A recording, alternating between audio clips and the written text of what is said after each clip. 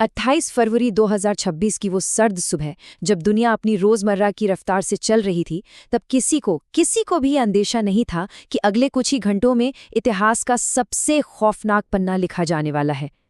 अचानक middle east की जमीन दहल उठी और आसमान मिसाइलों की रोशनी से भर गया। अमेरिका और इजराइल ने मिलकर एक ऐसे ऑपरेशन की शुरुआत की जिसने पूरी दुनिया को तीसरे विश्व युद्ध के मुहाने पर ला खड़ा किया। इस मिशन का नाम था ऑपरेशन एपिक फ्यूरी। हमले के पहले 24 घंटों के अंदर ही सब कुछ बदल गया। ईरान का पूरा कमांड स्ट्रक्चर तबाह कर दिया गया। तेहरान के सबसे सुरक्षित माने जाने वाले इलाकों में धमाकों की गूंज सुनाई दी। और फिर दोपहर होते होते खबर आई कि ईरान के supreme leader Ayatollah Ali Khamenei अब इस दुनिया में नहीं रहे। सिर्फ वही नहीं, उनके साथ उनका पूरा परिवार और ईरान के टॉप सैन्य कमांडर भी मारे गए हैं। इसी के बाद डोनाल्ड ट्रंप ने गर्व से ये घोषणा की, दुश्मन का दिमाग तबाह हो गया है। लेकिन क्या युद्ध वाकई इतना आसान था? देखिए, जब तेहरान की सड़कों पर लोग अपनों की लाशों पर मातम मना रहे थे, ठीक उसी वक्त दुनिया के दूसरे कोने में एक और ही खेल खेला जा रहा था। ये खेल था राजनीति का। इजराइल के प्रधानमंत्री बेंजामिन नेतन्याहू, जो अपने ही देश में भ्रष्टाचार के गंभीर आरोपों का सामना कर रहे थे, उनके लिए ये युद्ध एक ढाल बनकर आया। अचानक उन्होंने खुद को एक मसीहा, एक युद्ध नायक के तौर पर पेश करना शुरू कर दिया। तो सवाल ये उठा कि क्या ये हमला वाकई देश की सुरक्षा के लिए था या सिर्फ जेल जाने से बचने का एक रास्ता? सोचिए, जो नेता अदालत में 1778 बार ये कह चुका था कि मुझे याद नहीं, उसके लिए ये युद्ध अब अपनी कुर्सी बचाने की सबसे बड़ी जंग बनता जा रहा था।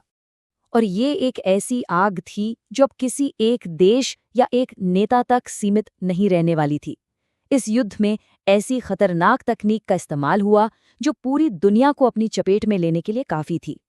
अमेरिका ने अपने सबसे घातक हथियार निकाले, बंकर बस्टर बॉम्ब्स यानी GBU-57।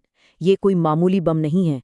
13,000 किलो से भी ज्यादा वजन वाले ये बम जमीन के 60 मीटर नीचे यानी करीब 20 मंजिला इमारत जितना नीचे दबे न्यूक्लियर ठिकानों को भी मिट्टी में मिला सकते हैं। मिसूरी से उड़े B-2 स्टेल्थ बम्बर्स ने 37 घंटे तक लगातार उड़ान भरी, सिर्फ एक मकसद से, ईरान के न्यूक्लियर सपने को हमेशा के लिए खत्म करना। लेकिन ईरान ने भी इतनी आसानी से हार नहीं मानी। जब उनकी पारंपरिक नौसेना तबाह हो गई तो उन्होंने अपनी रणनीति पूरी तरह बदल दी और शुरू हुई एसिमेट्रिक वॉर, मतलब छोटे-छोटे ड्रोन्स और घातक मिसाइलों से उन ठिकानों पर हमला करना जहां से दुनिया की अर्थव्यवस्था चलती है, यानी तेल की सप्लाई पर। स्ट्रेट ऑफ हॉर्मुज, ये वो पतली सी समुद्री गली है जहां से दुनिया का 20% तेल गुजरता है। अब ये तेल का रास्ता नहीं बल्कि मौत का रास्ता बन चुका था। और बहुत जल्द इस युद्ध की आग मिडल ईस्ट से निकलकर दुनिया भर के आम लोगों की किचन और जेबों तक पहुंच गई।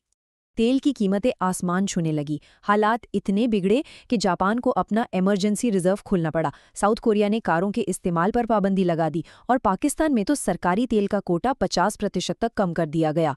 ट्रंप का सारा हिसाब किताब उल्टा पड़ गया। अमेरिका को इस जंग में हर रोज अरबों डॉलर का नुकसान हो रहा था और उनके 13 से ज्यादा मिलिट्री बेस ठप पड़ गए थे। कहते हैं ना, हर तबाही में कोई ना कोई मुनाफा कमाता है। तो जब दुनिया इस आग में जल रही थी, तब जियोपॉलिटिक्स का एक बिल्कुल नया खेल शुरू हो चुका था। एक तरफ रूस और चीन खामोशी से अपनी तिजोरियां भर रहे थे। रूस ने मौके का फायदा उठाकर अपने तेल को प्रीमियम रेट्स पर बेचना शुरू किया, तो वहीं चीन ने युद्ध से पहले ही इतना तेल जमा कर लिया था कि उसे अब किसी की परवाह नहीं थी। और इस सब के बीच भारत एक मजबूत मध्यस्थ के रूप में सामने आया, जिसके पास 74 दिनों का पेट्रोलियम रिजर्व पहले से ही सुरक्षित था। प्रधानमंत्री नरेंद्र मोदी के नेतृत्व में भारत ने न सिर्फ अपने लोगों को तेल की कमी से बचाया, बल्कि इस मुश्किल घड़ी में ईरान और अमेरिका के बीच बातचीत का एक अहम डिप्लोमैटिक पुल भी बनाया। लेकिन इस जियोपॉलिटिक्स, इस शतरंज के खेल की असली कीमत कौन चुका रहा था? अब सवाल सियासत का नहीं बचा था, सवाल था इंसानियत का। क्योंकि इस खेल में मोहरे हमेशा की तरह मासूम लोग ही बनते हैं। वो लोग जो सिर्फ अपना घर चलाने, अपनी जिंदगी जीने निकले थे, वे अचानक तीसरे विश्व युद्ध की इस भयानक आग में झोंक दिए गए।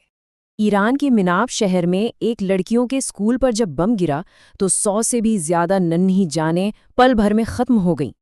और दूर दुबई की उन चमचमाती इमारतों के पास जब ड्रोन्स और मिसाइलों को हवा में रोका जा रहा था, तो वहां बसे 1 करोड़ से ज्यादा भारतवासियों के लिए हर एक पल किसी बुरे सपने की तरह था।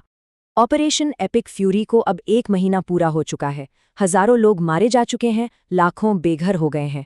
अब ट्रंप सीज फायर यानी युद्ध विराम की बात कर रहे हैं, लेकिन ईरान की शर्तें साफ हैं। हमारे नुकसान की भरपाई करो और हमारी सुरक्षा की गारंटी दो।